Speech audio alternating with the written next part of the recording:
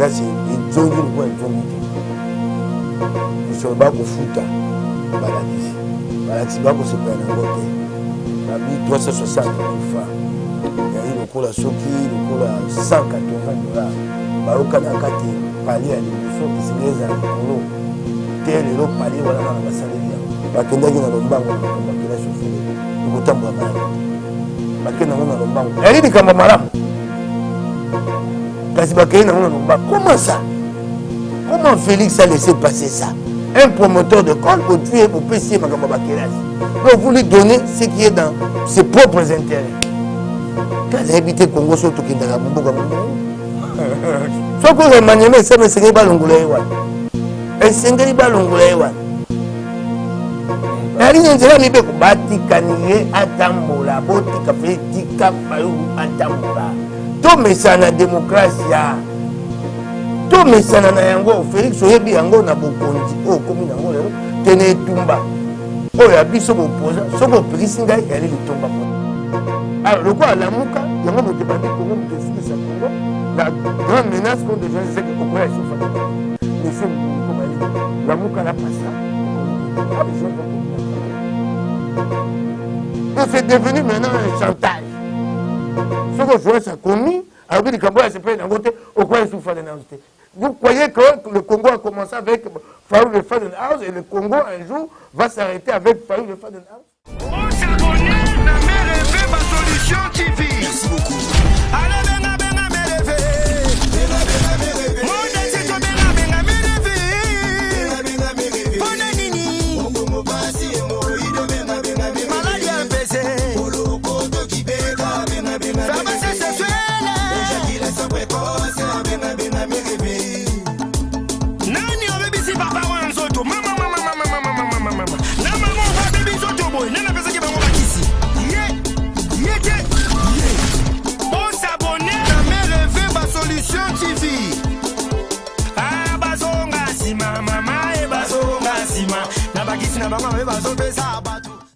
Merci de nous faire confiance chez MRV Solution. C'est votre émission Masolo et Politique qui, en séjour, a les réels plaisir de recevoir pour vous, honorable Mike Mokebai. Plusieurs questions d'actualité. Donc, il est là avec nous, bien qu'il est pressé, mais il nous a donné le temps pour faire cette émission avec lui. Merci à Koumouya Pape. Merci à MRV Solution. J'ai noir à la prise de vie et occupé du montage de cette émission. En tout cas, on se retrouve déjà, on est là, soyez branchés. Bonjour, honorable Mike Mokebai. Bonjour. Comment vous allez? Kolo Kobatela, honorable Mike, Kolo Kobatela, toujours que nous rentrée scolaire. Deuxième année depuis le lancement de la gratuité au niveau école primaire. Rentrée après pandémie à coronavirus, après année on a moins batatonnement. Lecture nous ça la paix au kosenga nini na bato bazo kamba été lo. Rentrée ali na passe mingi. Félix kendaki na lombango na makambo etali kila chauffeur. Mbongo ya kila chauffeur ya lité. Awa to uti ko bika pona coronavirus. So coronavirus tembe mobwesi ite. Awa ndenge toko zonga na yo toko so na oboye. Kila se ejongi lokola ejongi te. Misolo bakofuta balakisi. Balakisi bakosepela nango te. Babi 360 000 francs. Yali lokola soki lokola 180 $. Bayokanaka te pali ya liboso esengi ezala likolo te lelo pali wana na basaleli yango te. Ndenge tokoswa na osika awa na kelasi ya likolo babengi secondaire. Bafutisaki mobu moleki 75 000 francs. Esengaki bayokana bakomatisa to bakokitisa mbongo wana. Bakanziza okende mingi na nzela te bakitisa mbongo wana. Babandi nde commission ko banda mokolo mini jeudi. La commission paritaire va commencer à travailler à partir de jeudi. Kela c'est ko banda mobulu.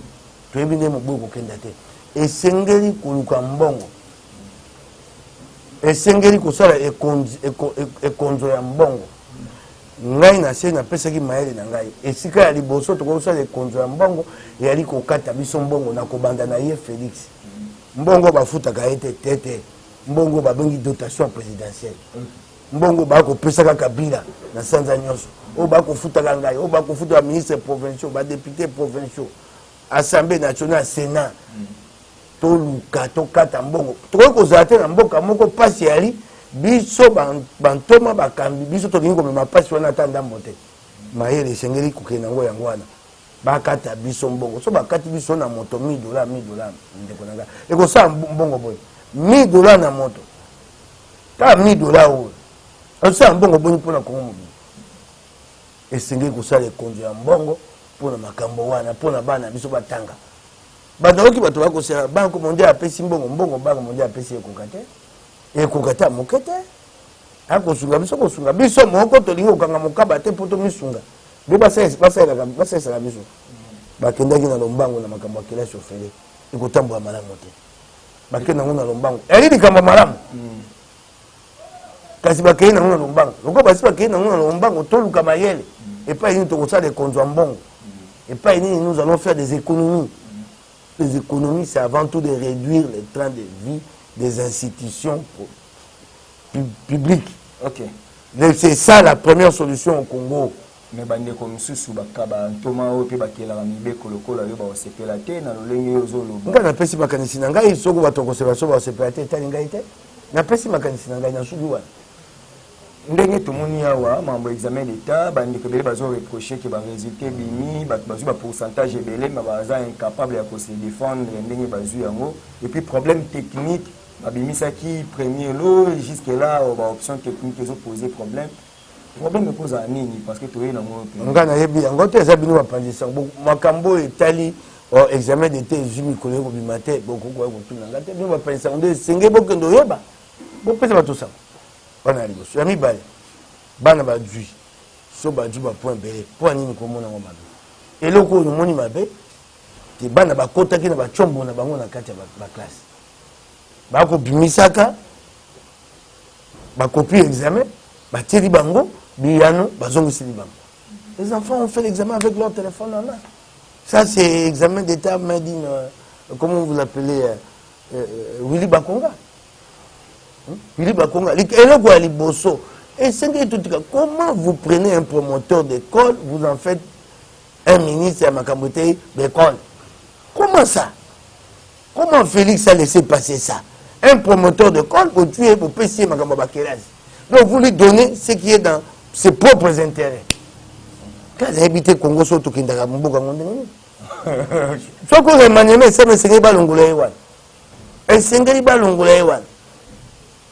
C'est un peu l'ongolais. Pas l'ongolais. Ma camonnaie, mon sou, tout n'a pas battu. Pas l'ongolais. Maintenant, tous les cas, on a sujet, il faut tous qui est vraiment la chité. Et là, honorable Mike Moukebaï, oui, qui a fait minimum et lobby si battu, mais comme déjà n'était pour toi avancer qui chef de l'État lobby bien qu'ils en ont ordonnance pété ou ils porté annulation mais au moins à si battu qui et le quoi n'est au salamate quasiment qu'il faut eu le moins capé à lobby à ça marche mais bien sûr pas prendre ça moto zui ba information tous en qui ba boui à marcher les alika ka démocratie to aussi makamane commis ba yebi singa ete kasongo Sylvano lobby kasongo ko lobakate ya makambo politique. Nous allons pour nous. So ba émission mon temps à te vandanier. Faut pas venir commenter à la télévision, c'est pas ton travail. Voilà ko ba balobi le quoi que là so que là c'est ko zonga démocratie kangamaka. Hein? Na ko senga Félix botika fayo tambora. Félix yo uti ne tumba wana yebi yango. Na ko kamwa. Na mbeba ko koya. Boko lo pekisi. On a il tombe il faut botika ya tambo ya démocratie bato babi hôtel Kambango Félix à 6 ans bien bon bandit Félix à 6 ans il faut la bandit Félix à 6 ans hôtel alinga tambola asai motoni mabe botika ina bato na batambola mais nzela mibe ko batika niye atambola botika Félix tika paulu atambola to mesana démocratie to mesana na yango Félix oyebi yango na bokonzi o komi nango lelo tene tumba o ya biso bopoza soko pekisi ngai yali litomba pona ngai yali futa monene botika ni ye atambola botika ye atambola fe tika fayulu atambola laissez-le marcher naba oya ye naba niko mayenge ye ba presse penge botika bango batambula bo pekisa bango te eloko ni basele mabe basengi te batambula laissez le marcher démocratie arité yo zo kanisa te lokola Félix asa sisi likambo yango fala otamba non bato mosusu ata ngai pe nako ba Félix asa pese yango kasi fala na makanisi ya mwite nano yani te et toi mité beaucoup pekisa point c'est ça la démocratie c'est ça la beauté et la complexité de la démocratie. Si beaucoup de démocratie, c'est botika. Laissez Fayoulou marcher, s'il vous plaît. Félix Tika Fayoulou attamo. Si ma bako bate beaucoup kanga bato, bako tambolate, Human Rights Watch a critiqué le Félix beaucoup bon human a encore servi. Vous déclarez personne à non grave. Laissez Fayoulou marcher. Laissez-le Félix, laisse Fayoulou marcher. Laisse Fayoulou marcher. Tant que tu as souka mobu awa, tu as droit de l'homme, tu as un rapport. Tu as un Fayoulou à Tambola. Ou prise Fayoulou, ma béni à ça. Montam sur circonstance. Circonstance, c'est nini. Qui m'y a un boca, du cambote, il y a du mando qui t'est. Circonstance, c'est nini. Bako tout en abana kelasi. Tant qu'on attend que là, c'est pas toi Tambola. Sans un bois. Oh, il y a manifestation à Baba et Yagate. C'est comme ça. C'est ça, Sivano Kassou. Pendant les 9 mois de l'année scolaire, il n'y a pas de manifestation dans la rue. Et où tu es pas, ouais? Botikaye Atambola. Félix, laisse-le. Tikani Fayoulou. Botikani yé. Sowa gotia bato koto na koto malamu. Sowa gotia Jomi Nandia Itali yé. Tomisa na démocratia. Na kolubangwa na baninga nanga. Biloko bibale oyo. L'État et la démocratie. Les Congomais sont à Bokondi. Azo banate boulamata les commis. Boulamata est yoté. Boulamata est biso banso. Ce qu'on a poni yo pour saler la bateau. Au comment mon temps que tu as besoin de boulamata. A ko banda te boulamata est commis. Démocratie ngo batete yo soko la muki zo le ko salo pasi fa la ngo tambolobi donc on ga zo na ngesa nga pa zo fa tabote. La loi dit que c'est un droit. Frère a demandé, vous les laissez marcher. Vous les laissez marcher. Moto aux gens bokondi. Moto liboso sengeli. Azana li memi ami beko makasi. Le respect de la loi. C'est celui qui est au pouvoir. Pas les autres. C'est à lui d'abord de se soumettre à la loi. Laissez Fayoulou marcher. Félix, je te le demande. Laisse Fayoulou. Là, Ozo s'est trompé. Là, tu te trompes. Non, mais peut-être que parce que déjà, ordonnance Babi, jusque-là, président Lobi. Babi Boye. Mais Balinga qui est l'ordonnance pour l'annulation de la création de cette commune rurale de Minembwe. Félix, c'est ça le bilan. Ordonnance, c'est ça, tu Minembwe, tu vas Sima. Mon toit, c'est qu'il y a un Sima. Ok, à Sima. Ok, si Kabato a dit que Félix, c'est ça, si, du Kabongo. Démocrate, il n'y a pas si tu Fayoulou estime que la question n'est pas vidée. Mais laissez Fayoulou libre. Laissez-le libre. Lui, il estime que la question n'est pas vidée. Moukeba estime qu'elle a été vidée. Mais Fayoulou vous dit qu'elle n'a pas été vidée et moi je vais exprimer mon opinion. Laissez-le.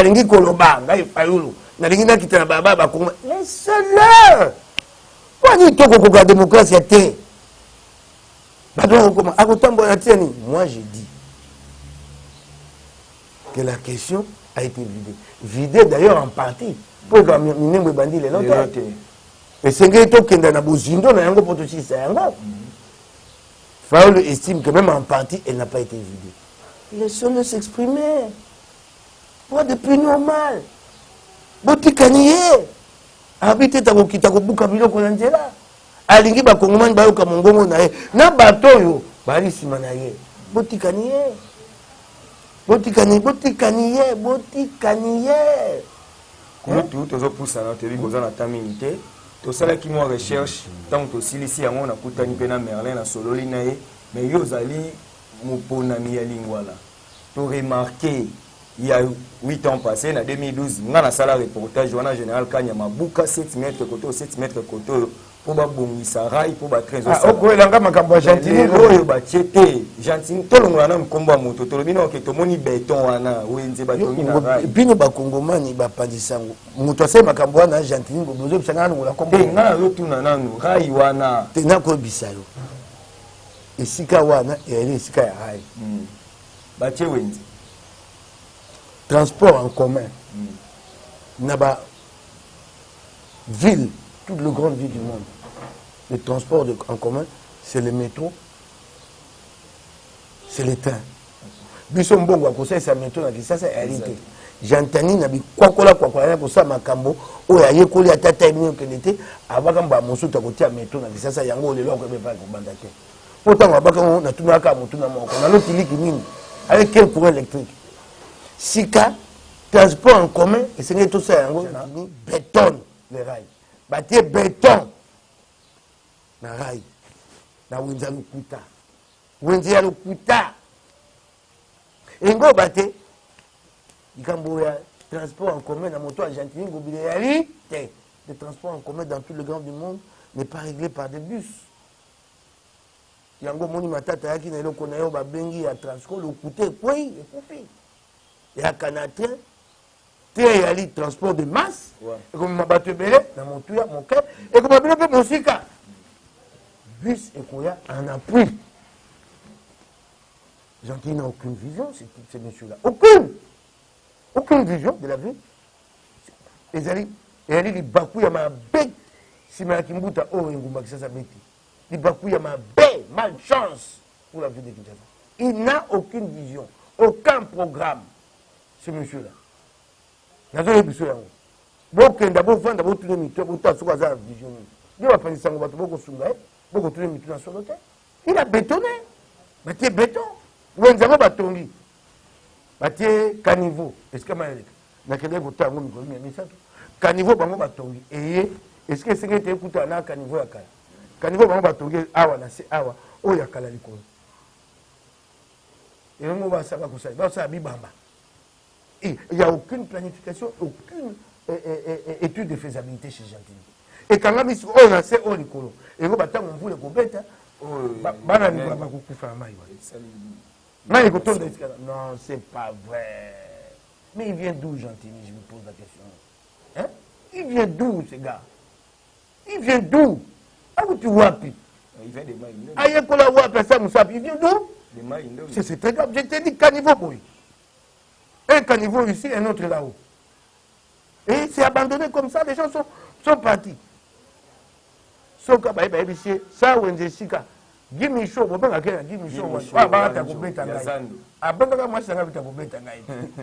Na ibisaki ya bigi pona koma mupandi na koma député ngaka mutuma kaje ngaka de na ndako ne. Ai ngaka ko mangai pete. Lokwa ya beta ka bato. Na bité na koma député bato ko mama be. Ngaka mutuma kaje. Na ngana luka pe pa beta ngaka pe ya so. Hein? So babi, ça wenje gimme show want. Gimme show so akei. Maman nangai Kisasa mboke kufia Jantini aye koboma Kisasa Jantini aye koboma Kisasa tana rompo wile oh mona te batie terrasse na rompo wile omoni yango te na katikati ya rond-point je me demande qu'est-ce qu'il fout là-bas à l'hôtel de ville c'est un site touristique. Na yebite soko na l'hôtel de ville wana kata makota kakendo sa musani na yebite tato bana Kisasa pasi européen o libaku mabe sima kimbuta ke to bandi ata Kisasa tomba kisambe kwe su na se ayebisi bato bango apepe da biboye bate manda oyo na kuté le côté na conseil le côté na kobungisa Kisasa na manda mibale yoka gouverneur ngambe na ngai ya mbongo eza na Kisasa wawa oh tu vois tombo na nkita bakuiba mbongo bisika nyonso DGLK hologramme partout na mabongo mbongo bula matai ko yibama boyo batekisasa na mbongo te kimbuta somba ndako ya 4 millions $300,000 liboso te kimbuta ko ma gouverneur ako vanda pino zone kuna te awa comme na boulevard Tchatch akoma moto mbongo une maison à 4 millions $, et vous dites que Kinshasa n'a pas d'argent. 4 millions. Un individu prend 4 millions. Hein? Et va, on a 4 millions. Vous voyez, c'est mon bon côté. Quand si mon enfant dit, je suis mis dans 4 millions, quand il met 4 millions dans une maison, donc il a combien d'argent? Vous dites que Kinshasa n'a pas d'argent, mais un gouverneur achète une maison à 4,3 millions $. 4,3 millions de dollars. Tu peux t'imaginer. Nga soko pesi nga yango na kosa mbongo. Ya zo atiango evali na kati ya ndako. Une maison.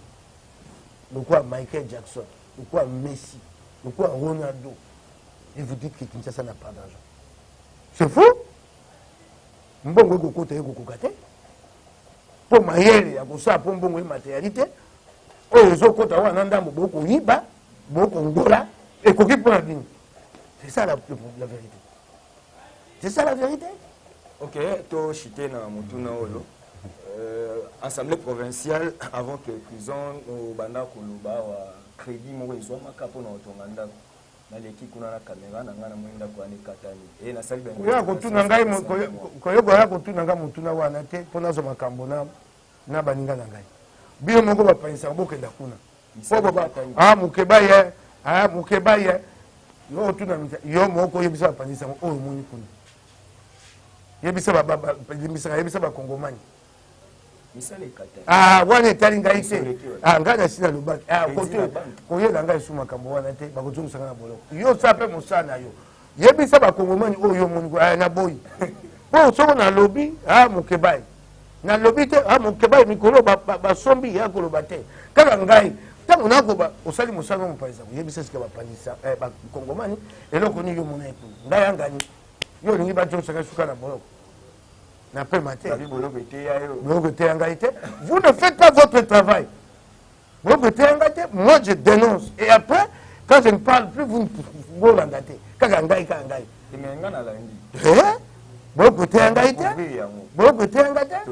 Moi je dénonce. Je dénonce. Quand je dénonce, on a 100 dollars, 200 dollars. Mais après, vous, les journalistes, faites votre travail. Quand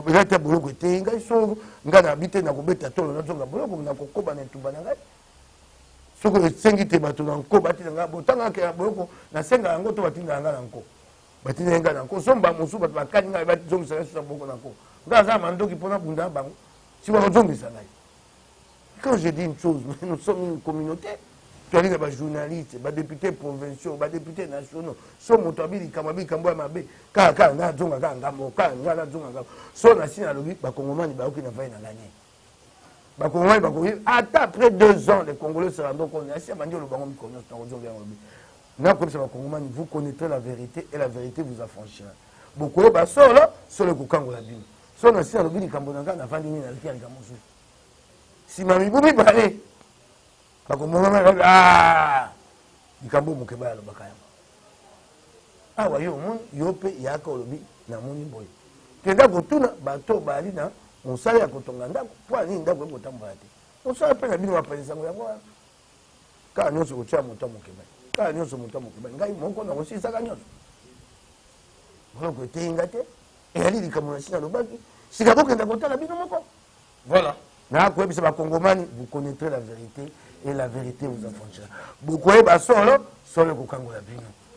Et donc bato bakobanga, et solo. Bato balingi solo te, na biso ba ntoma ya Congo, bato balingi solo te. Rokinga inde kona. Bato balingi solo ata mokete. Ata mokete balingi yango te. To li bato lokuta, to mesena lokuta. Yango bino apandisa yango. Bokenda koluka solo, boye bise ba Kongomani. Ngai moko mokumba nyonso botika ngai nakokoka. Nani pe moto mba mosu pe senge na pe mai awa na ucho kufa aleki na ngai ka pe na tsoko ko ba yo esenge na pe mata mwa miko ebe na kufa baleki mi bale na tsanza mi bale na kufa baleki mi bale tari pasi na moto senge na pe ngai pe na ko kufa na ko kende bon ngaso na kufi etumba Kongo esi etumba Kongo bosi la kate lobi to na moto monene etenji sege ya bundé Kongo ye wana ke to tikite ala kisi biso to bunda ringa ngai pe na kobunda na ndenge na ngai yo pe mopandisa kobunda yo pe Kongomani eske nyonso bakaka kabila ali mabe biso pe moko esika tolali to ali pe na mabe soko moko na biso atie makanisite ya etumba ya Kongo ekenda liboso tokokenda liboso etumba yali ya biso baso ya bino bapandisa ya ngai ya songo ya pakala yali ya ngai te bokumbisa ngai yango ngai moko ya mokeba ye mokeba Mokeba ya na ngonga pe mosu apa apemi ngonga mosu pasali etumba ngonga mosu likambo na sia lobaki bino bokei botelo bia ba kongomani likambo moto wana lobaka na liboma na epo bato so bakate moto na ngesa ke bango te na liboma ya Mokeba likambo lobaka yango ba mosu so baluki te pesika ofi nga te babio moto na ngesa ke bango te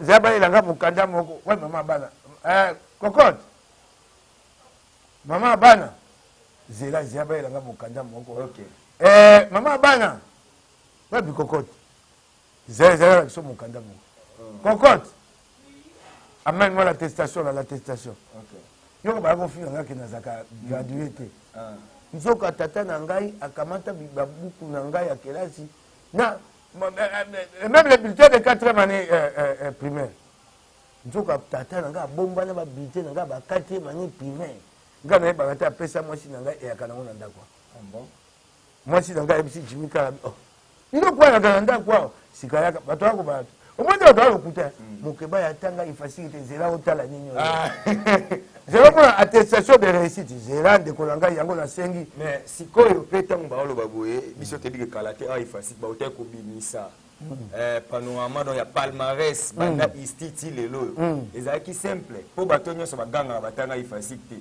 soki kombo na yo eza yo zela bayela ngai attestation bato boni baleki na etando eke te na biloko na bino ya oyo obengaka ba réseaux sociaux oyo babi te lokuta atanga ifacilité bata lokuta yali na Congo sika awa aka mwa mikolo te leka ngai bisi mwasi tanga otiki bato bafinga ngai boya bia namonaki ntina kopesa mikanda yango te eke kopesa nga ningani mikanda eza malamu mingi pesa ningai mikanda wana bopesa ningai mikanda. Ok, merci. Omoni totala bozoome yango vraiment attestation de réussite ya Mokeba bobendela ngai yango attestation de réussite omoni yango ya efasiki yango et attestation ngai na 6 1994 lokola nakendaka nanga mosala naye kosenga attestation oyo na 2005 bakomi boye 2005 to 2006 2005 octobre 2005 yango oyo attestation de réussite efasiki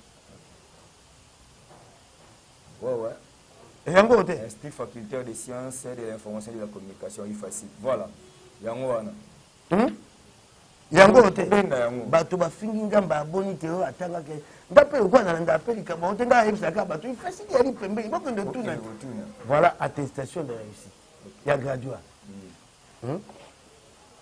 bakomi te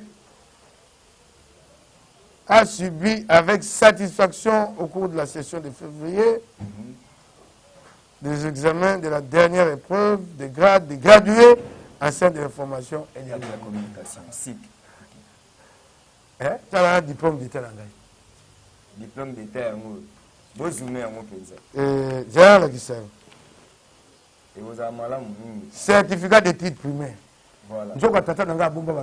C'est complet. Certificat d'études primaires. Nzoka tata nanga abomba babuko nyonso. Après c'est pas moi si nangai. Moi si nangai ani koloba ko ebisa ngate, ay ko ebisa ngai oyo yali bulletin.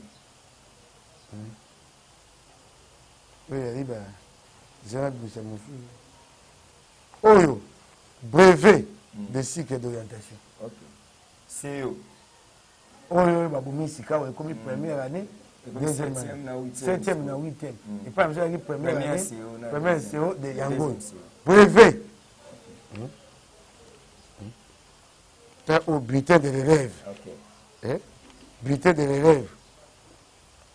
Il y a primaire. Vraiment. Il y a primaire. Il y a quel signe? Nga mi soy ko mona ka shooter. Quel signe? Tamam. Yango yawa nazomona ese bungi yankasa kala primaire je crois na mona wa 5e pour la mon UV oyo Kinshasa institut o ba bité ya primaire primaire o ba bité ya cycle d'orientation voilà pour ça un problème problème o bité ya cycle d'orientation le parcours est normal cycle d'orientation yango oh na banza te oh ya première année oh ya deuxième au premier CO première CO Oh, il y a deuxième. Deuxième. Na bossem. Au monde, et donc, il y a un mingi. Ils ont une attestation de réussite. Kasi bato bafingi ngai awa tongo na pena bakana ngai nabi apako senga makambo. Regarde comment les gens, les mensonges, comment les mensonges véhiculent au Congo. Ça j'ai retrouvé ça. Les fatigués à côté, quelqu'un comme moi je vais mentir que j'ai terminé les fatigués. Les fatigués à côté. Regarde, aujourd'hui j'amène ça. Regarde. Donc, nous avons et ceux qui s'y temment, et l'on peut pas. C'est un gros amour tout cas. On a autant boire, on a un gros cacabouille. C'est comme ça qu'on peut. Na kola kisango puisque on nyonso tiaka tembe en tout cas ndebo tali émission que bo relayer parce que to longwe na doute wana donc to tika ba pe ba spéculation pour mutu nyonso la mukarabu ya comme ba ba père fondateur ya ifasi pe sika na kosonga kiasi bubu oyo pour le quoi bato bako mwa te licence ya lino kwa bato ya licence basi basutani ya papa ngai pe na kosonga ya licence mususu baki aza licencié aza assistant kopi opesa oku yokande bamusu babaka soko kokotangisa ngai eya ngambo te comment on va dire à la télévision moto so aza prof prof on a besoin de diplôme tout on a besoin de tout ça na mboka nyonso bwaka baprof à l'université bwa bamécanicien chacun est utile quelque part dans la société okoswana moto babio ngai nakoki kotangisa monsieur c'est nous oyo tokolobela ozokokango okokango français lokotali français ya pamba monoko ya kotengama bongo ya bato bakomona eloko te kobeta to mpe bato bakonfondaka la politique n'est pas faite pour les profs d'université pour ceux qui ont fait baétude na mboka oyo bafutaka baprof ya université mango bakosala politique il n'a pas le temps okozala prof ya université oyo na politique obizoba parce qu'il doit faire des recherches oza professeur oza physicien mathématicien quand tu viens en politique okobima zoba comme ministre hydrocarbures okobima zoba non c'est pas à dire que le plus brillant à l'université c'est le meilleur politicien non la politique a une dimension pratique qui échappe na bato batangi. D'ailleurs, ceux qui ont beaucoup étudié, ceux qui ont fait de très très grandes études, ont du mal à comprendre la politique. Parce qu'ils sont, excusez-moi là-bas, je vais vous dire, excusez-moi de le dire en français, ils sont dans l'abstraction. Vous comprenez? Mon tour quoi? Oh, à Koufaka, prof Malou. Ok. Oh, à Samakamoté nucléaire. Quand toi tu vas l'expliquer la politique, quand on y a expliqué le nucléaire, jamais. C'est des gens qui sont à un niveau d'intelligence très très élevé. Ils produisent. Et puis il y a des gens qui captent pour appliquer. C'est comme ça que la société est organisée. Ce n'est pas forcément un bon politicien, le plus brillant à l'université. Non. Tout le monde a un professeur. Non. Il y a un droit constitutionnel, mais non. Ce n'est pas forcément un bon politicien. Un prof de droit constitutionnel, un prof de droit constitutionnel. Il vient sur des débats, sur des questions techniques, constitutionnelles. Les gens se trompent. Il y a la géographie, on a un professeur monnaie en géographie. Comment on dit que tu seras forcément le meilleur en politique. Non. Tu es un grand prof. Même les politologues, politique. Non, c'est pas évident. Ils sont plus dans l'administration. Non, c'est pas évident. Au conseil, comme mon aîné, dans le domaine de la politique. C'est ça. Tu vas faire un nom dans un domaine scientifique, mais pas en politique forcément. Nous, on confond les choses. En politique, c'est la pratique, en fait. C'est la compréhension. Il faut avoir la compréhension de plusieurs phénomènes à mettre en relation et dégager une synthèse. Ce n'est pas donné. C'est ça. Cette appréhension-là, cette capacité d'analyse-là. Ce n'est pas forcément un physicien, ce n'est pas forcément un mathématicien qui est brillant dans son domaine. Ma belle amboka biso kosangisa. Moto nyonso asaka. So bengi moto bi osaka mosani. Onga asaka nyonso. Oh, monsieur. Tout travaux. Onga no osaka nyonso ndé. Non comment les gens pensent que ayebi nyonso. Des super génies. Ayebi ngana ayebi nyonso. Yango wani ko boma Congo. Okinga ngana ayebi nyonso. Moto nyonso ali grand prêtre. Okinga yego ko boma mboka yango wani. Moto na mosana ye. Voilà. Honorable Maître Mukeba, merci pour des révélations et tout commis vraiment un souk à l'émission, mais en passant, passation, il y a coordination à la Mouka, ils ont ça la mandé tout ça l'émission. Quand même, c'est Oumeli, mais cette fois-ci. Bah, ça va, quand on a eu Cameroun, on a mis dans le test qu'on a fait, les tests, ils ont un nouvel élan. Eh? Ils ont un siège à nouvelle. Attends, on a pris un siège. Attends, on a un siège à nouvelle, bah, ça va, il y a un Cameroun.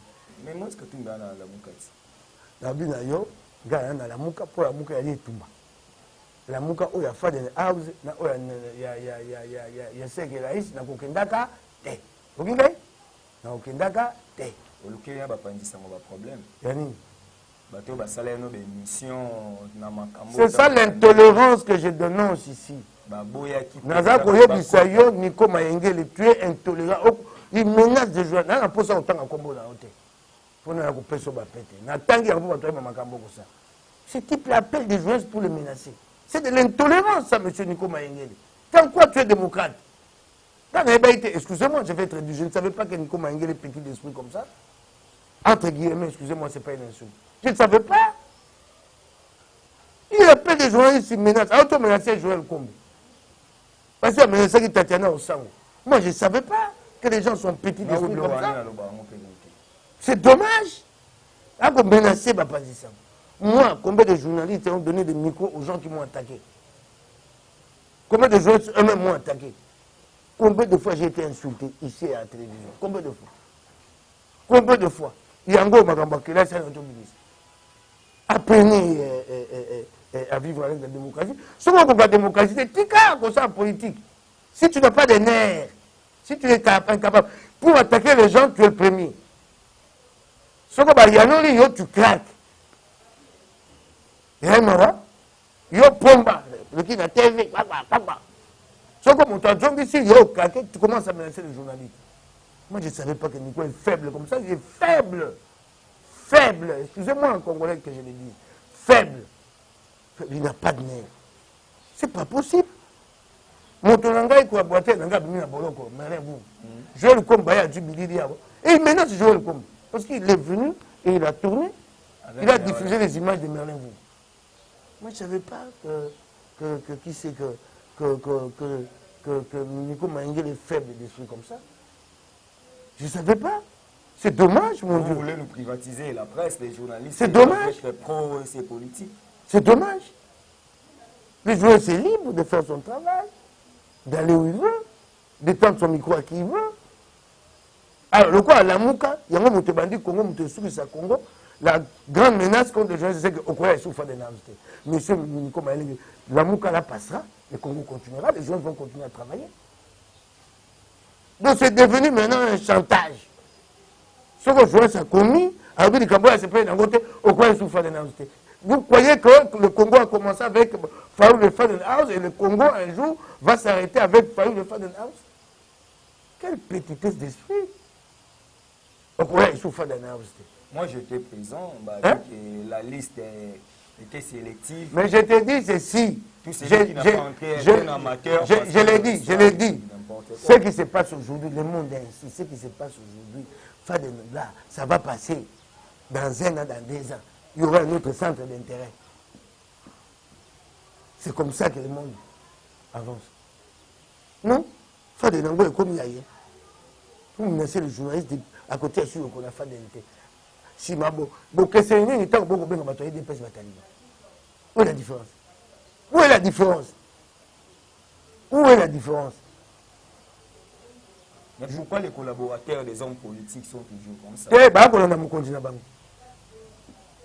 on a mon continent. Ok, bah, on a mon continent. Pour ça, mon continent, bah, bon, avec bon, doit go ça. Pour moi, son, alors qu'il dit que ma bouille, ah, bah, on va y aller, oh, bah, il y a des choses. Si on sait yango mukeba ko mabe. Soko mokonzi na bango aki démocrate. Po yoka ka yango mbasa biso yango tikelo ko. Mokonzi na bango moko a démocrate. Non, à promettre que yamba biso bato to zaki lésé pour toyer bisaye qu'est-ce qui s'était passé. À la kibino bongo. Ndenge tu ba collaborateur musu ba benga kinga ba lobi bo lo bana nte botika parce que moi j'avais des. C'est de l'intolérance.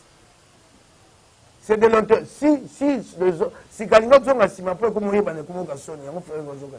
si ceux qui le font savaient qu'il faut n'accepterait pas ça, bah comme ça, il y a un côté. Ils font ça puisque bah, quand il y a une acceptation, ne fût-ce que tacite, des familles. Regardez, c'est malheureux, c'est malheureux, c'est malheureux. J'ai appris ça, Merlin m'a dit, que Nico Mayengele a menacé Joël Kombo. Il n'est pas venu m'interviewer, moi, faire un reportage sur la libération de mon collaborateur.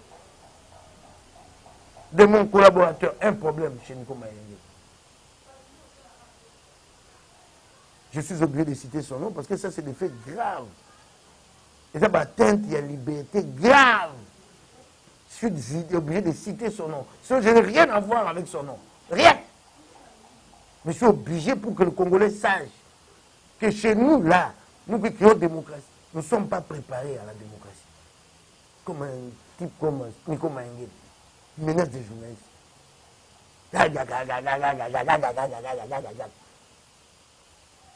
Et puis il est haineux. Ce n'est même pas un reportage sur Moukeba, c'est sur Martin Merlin. Il est haineux. Il est haineux, rancunier. Des gens comme ça ne peuvent pas faire de grandes œuvres. Ils ne peuvent pas construire. Des gens qui restent dans des rancœurs comme ça. C'est même pas moi, c'est mon collaborateur. Donc il est haineux. Il est haineux. C'est dommage. Et c'est ce que Martin a rappelé. La haine, c'est ça. C'est malheureux. C'est malheureux. Et au jour d'aujourd'hui, laisse-moi te dire, je crois que je dois m'estimer heureux d'avoir coupé avec eux. Parce que maintenant, je découvre qui ils sont. Je découvre qui ils sont réellement. Je découvre ce qu'ils sont. Moi, je suis un ancien journaliste. Je sais ce que c'est la liberté d'expression. Et je suis libre. Combien de fois les journalistes disent des choses aux gars, c'est pas une angoté. Je reste là chez moi. Nous recevons tout le monde. Alors, si nous qui vivons comme ça par les réseaux sociaux, tout ça. Lui-même, Nico, j'ai vu. On est venu me montrer, j'ai dit, foutez-moi la page. Namoni a mis ici photo d'Anga et Monko. Mais tu ne vois pas que cette photo-là est un montage. Que, ah, bah tiens, noir. Enlevez ce qu'il y en a, il y a une dame à côté de moi. Je suis à une fête le soir, au bord du fleuve. Mais non, je te dis, je suis à une fête le soir. C'est en 2016. La fête de l'anniversaire de Benjamin Mosimbia, l'ami de Serge Kabongo. J'ai encore retrouvé un témoin qui était la trésor à la fête. Je suis au bord du fleuve à 20h. Je dégreffe, je déboutonne ma chemise. J'ai mon compteur, je prends un poids avec les amis. Quel péché j'ai fait? Qu'on contextualise cette photo. Lui, il l'a publié. Est-ce que c'est pour autant que l'on a vu dans Yini et Libéla? Cette photo est un montage total. Lui, le fait sur les autres. C'est un intolérant et c'est malheureux. Un jeune intolérant. Et puis en plus, il est avocat de formation. Avocat, il est quoi mon panier sango? Ali moto a bouli à la liberté. Parce que s'il n'y a pas de liberté, mon salaire avocat est koufa. Comme mon salaire. Un journaliste est avant tout un activiste. Parce que s'il n'y a pas de liberté, le travail des journalistes, il n'y a plus. Tout le monde est avocat, mais voilà un avocat intolérant. Un avocat intolérant. C'est très grave. Un avocat intolérant. Eri Mawa. Eri Mawa. Tout l'INA qui vraiment, tout sur la yango. Honorable Mike Mikeba, voilà, tout comme la souka maintenant, les lois bazo banga. Est-ce qu'avec l'annulation, quelques questions, il a mis trop, tout comme nous avons pour le yango, parce que toutes les émissions ces derniers temps, tout le monde a au Minembo. Au moins, parole et chef de l'État sur cette annulation et qui ici battement son nom mais les gens ont peur que dans 5 ans, 10 ans, ils ont gagné sous. Pourquoi vous battez que les gens ont peur dans 5 ans, 10 ans? Biso toali bantoma, toali bakami. Il faut arrêter attitudes, les attitudes fantasmagoriques. On ne prendra pas un centimètre carré de Minembo. Minembo ne sera jamais cédé. Ça, ce sont des attitudes de position fantasmagorique. Fantasme. Ce qu'il nous faut, c'est qu'il faut trouver une solution. Ça fait 60 ans, il va Minembo et bannir de l'autre. Guerre et Avdel. 1997. La guerre de Banyamuleng. Batali Bosso, Mandoke Agi, Banyamuleng. Donc, il nous faut deux solutions. Nous, on a une solution. Nous ne sommes pas dans les fantasmes. Pourquoi battre mon chouchou? On ne prendra pas un centimètre carré. C'est la balkanisation. Ça, ce sont des slogans. Il faut une solution. Il faut prendre le premier ministre à bras le corps. Makelele ici, là, nous allons vous proposer une solution. Makelele ici, là, Sikate, dans un mois, dans 2 mois. Nous allons vous dire, voilà la solution Numembu. Ok? Dans 1 mois, dans 2 mois. Sikamakele, Alimini. Nous allons prendre notre courage devant l'histoire. Nous ne sommes pas dans les fantasmes. Non, c'est un pas, premier pas pour la balkanisation. Le discours, il y a la balkanisation. On veut balkaniser le Congo. C'est où? C'est dans quel pays qu'on propose cette balkanisation? Balkaniser le Congo, nous avons détruit notre pays, le pays est faible, il n'a pas d'armée.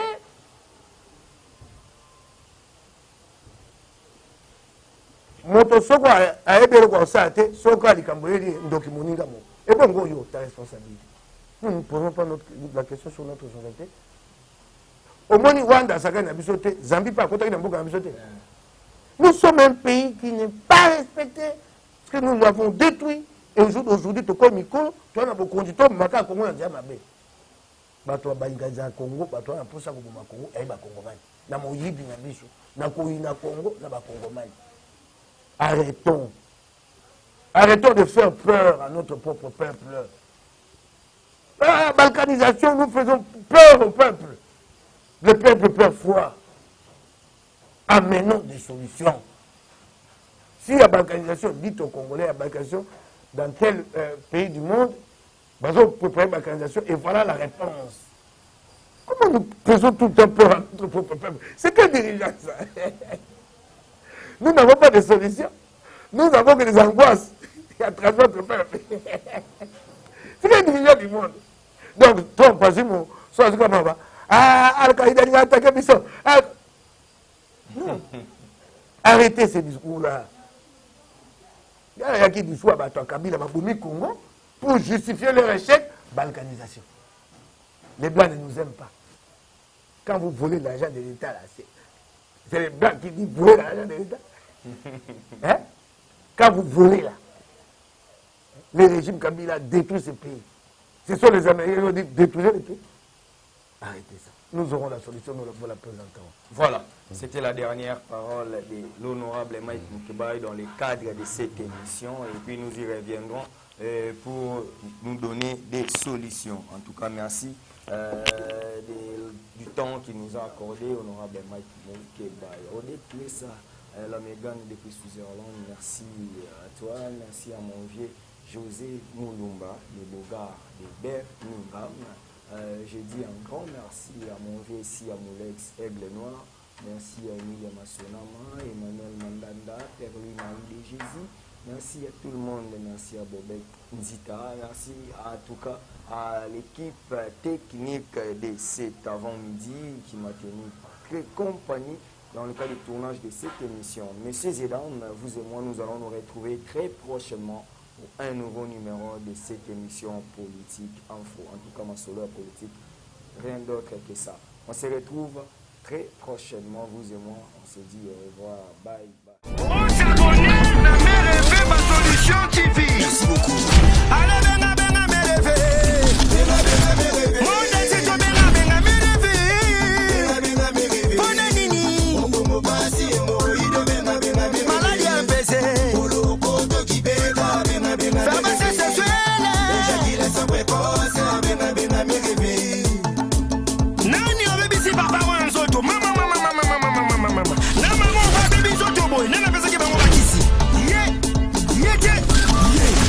On s'abonne à Merveille ma solution TV. Ah bazonga sima mama e bazonga sima. Na bakisi na bango me bazopesa batu.